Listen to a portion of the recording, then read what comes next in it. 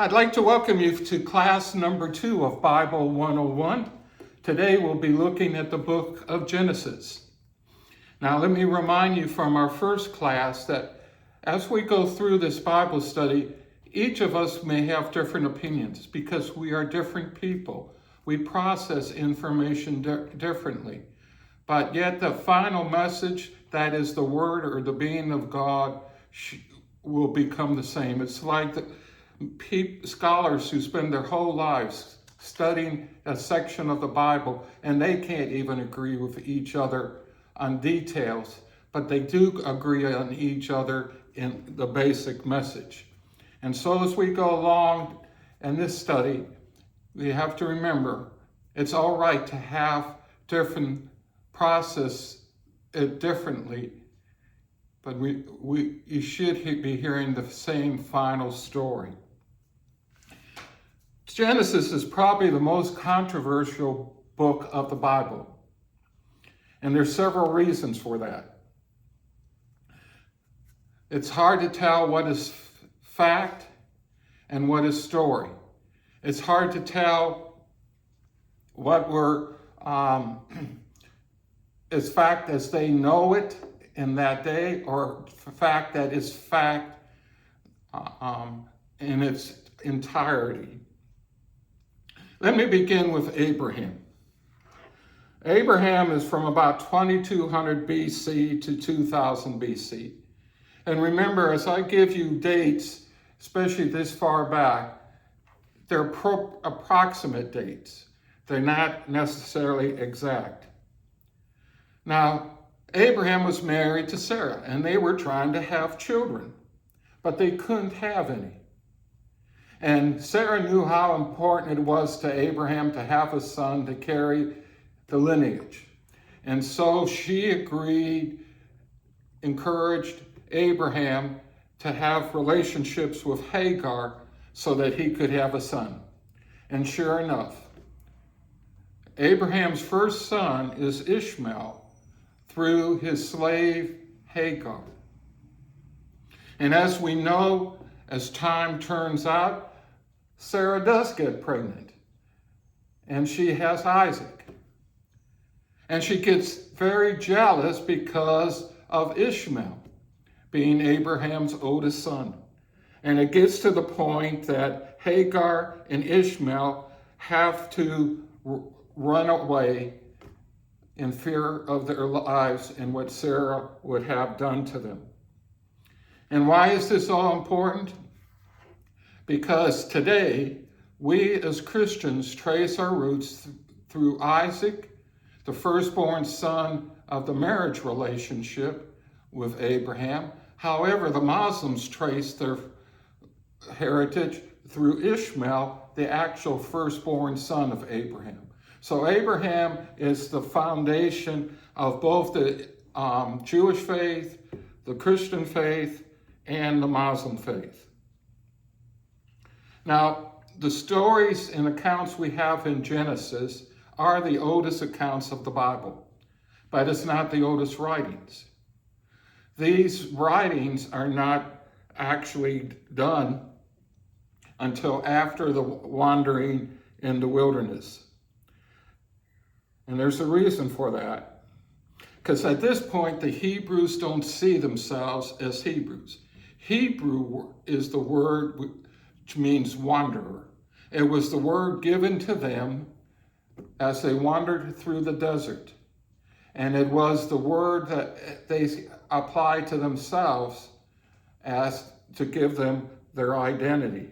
And so everything we are reading about in Genesis comes after the fact that they are the wanderers or the Hebrews, but it is not that they perceived it at the time of these events.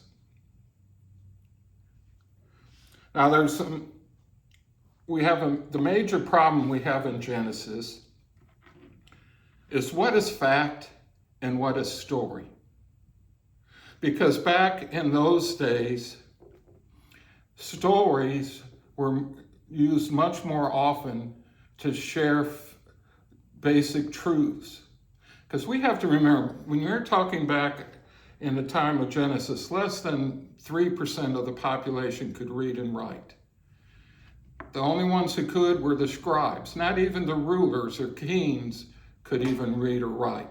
It was only the scribes. And so for the people to remember something, they had it communicated in a story form. Stories are not meant to be taken literally. They have a message that is meant, a truth they're trying to share, but the events in the story are not to be taken literally. An example of that is the little engine that could. Now we know that engines don't talk. We know that engines don't communicate with one another. But that's not the point the story was trying to get across. It was trying to get across, don't give up. Keep trying. The other problem we have about it's sometimes very complicated to tell what is fact in a story. For instance, there's historians who say that George Washington cutting down the cherry tree is just a story showing his honesty. Others say, no, it's an actual event. And so you'll get historians arguing with each other. What is it? Is it a fact or is it a story? But what's important is neither of those. It is the honesty that they're trying to communicate about George Washington. And the same thing is true in terms of the book of Genesis. Don't get tied up in the details, but hear the major message, because that's what the people in those days were understanding. The other problem we have is the world for those people in those days was so small. When they said the world was flooded, what do they mean by the world was flooded? If they lived in the Crescent Valley, that's between two major rivers. And there were times that whole area was flooded as both rivers flooded. Is that the world they knew or they meant about? Another time there was an earthquake which caused the Mediterranean Sea to flood and become the Black Sea. That ended up flooding huge areas. Is that what they meant? Most likely, that when they said the world, they had no idea what was going on in the Americas, South America, Australia. They meant when they said the world they knew. And so we have to understand that as we share, because there are those today who want to argue in this that the whole world has never flooded. What they were talking about was their world that they knew. And you have to remember, back in those days, and the average speed of a person was 3 to 4 miles an hour. So the worlds were very limited in size. Most of them never traveled more than 20, 30 miles from their location. And now, if we start off with the book of Genesis, we all know what is the first story. The first story is the creation story. And again, here we run into a question. Is it a story or is it a fact? Did God actually create the world in 7 days? Or is it a story explaining the 7 steps that God took to create the world? To me, it doesn't matter which of those two it is. The fact is the message. God created the world. And what I find interesting, now this story is about 4,200 years ago. It's the exact steps that all of the scientists today said had to occur in that order in the creation. That mammals were the last thing created before man. That the first thing was water. And so every one of the steps are exactly the way scientists said the world evolved today. And here's this message being shared 4,200 years ago. Now and so what we need to understand is that indeed God has created the world, and He created us in His image. Now, what do we mean by His image? We physically look like God? Most likely not. What it means is that we have the soul and His need to love and be loved.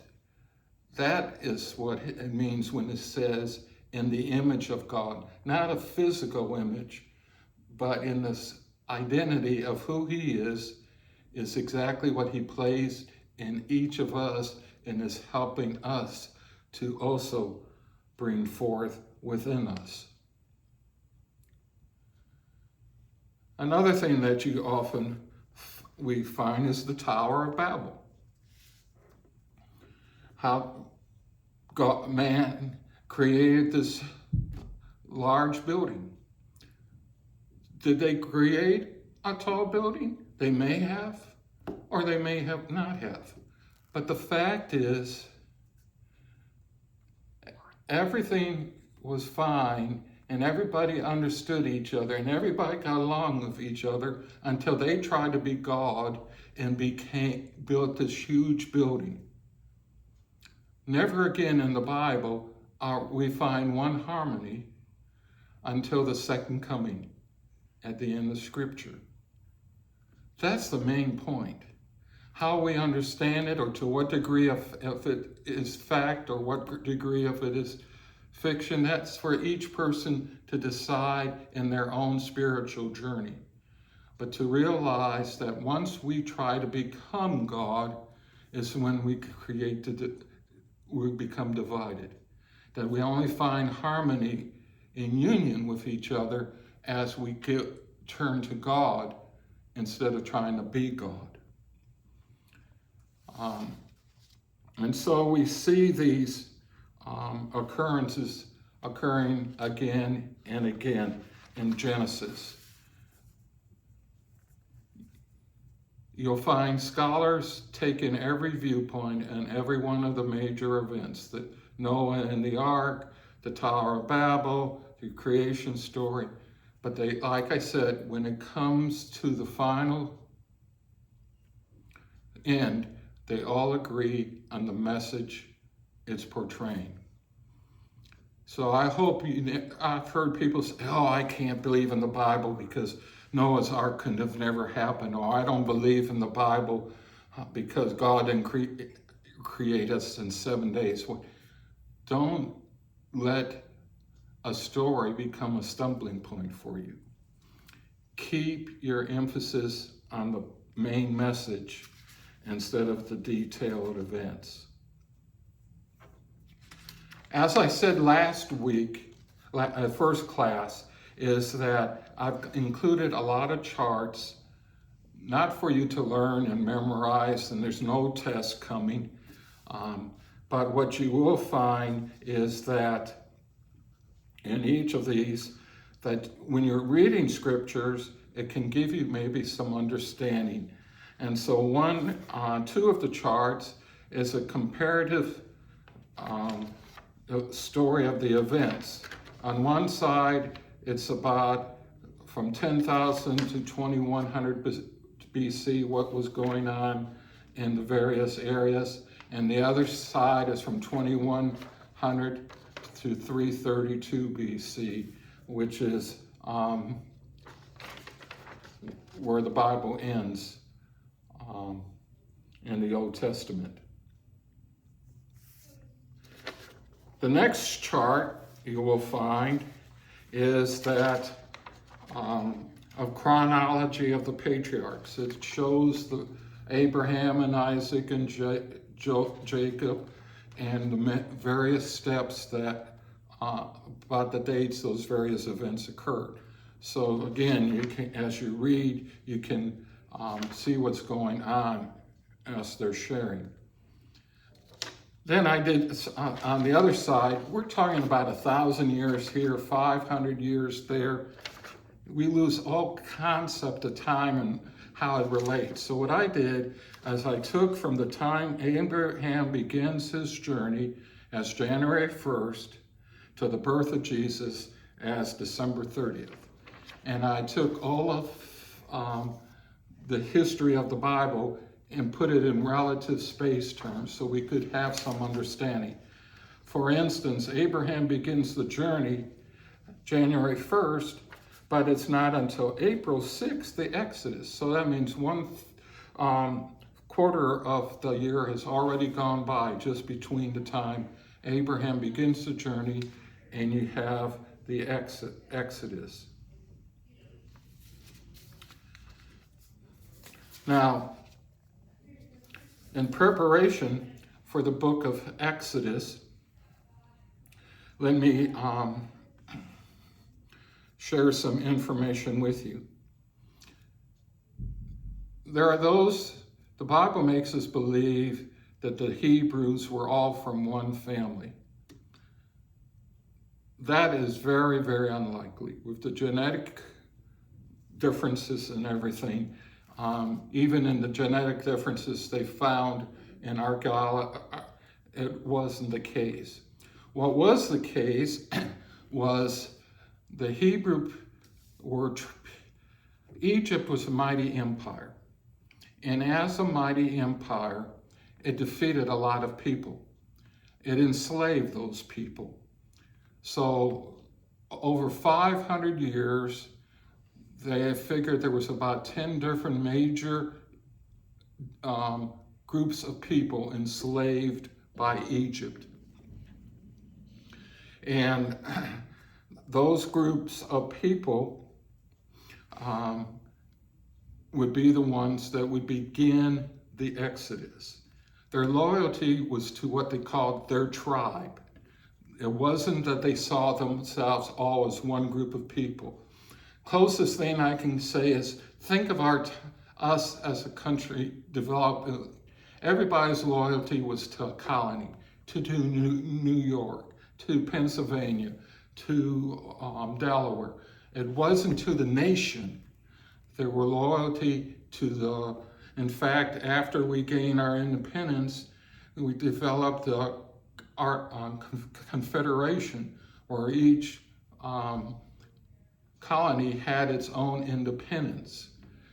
And then only after that didn't work that we actually become formed as a nation. And the same would be true with the slaves in Egypt. They would go together, and as they traveled through the desert in Exodus, they would develop an identity and somewhat of a unity, but there always was, number one, was their loyalty to the tribe.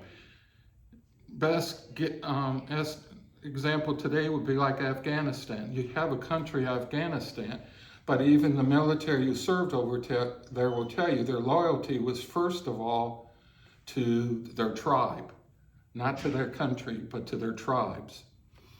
And so the same thing is true in this case. Now, it's estimated that somewhere between 60 to 70% of all the population of Egypt were slaves. Now, this gave the actual Egyptians worry and concern, because with so many slaves, if they wanted an uprising, they would really have some trouble. So to cut back on it, we find out that there would be a generation of all males that was killed by all male slaves were killed by the Egyptians.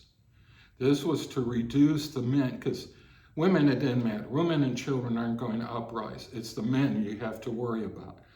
So at the time, we find that a whole generation of males will be killed because of the Egyptian fear of a slave uprising. We'll get into the actual Exodus, our next class. But let me remind you, if you have any questions, I can be reached at wlanger@verizon.net, or you can call me at 813-846-5844, and I'd be happy to discuss or answer any questions you have as you go through either this chapter or any of the upcoming chapters.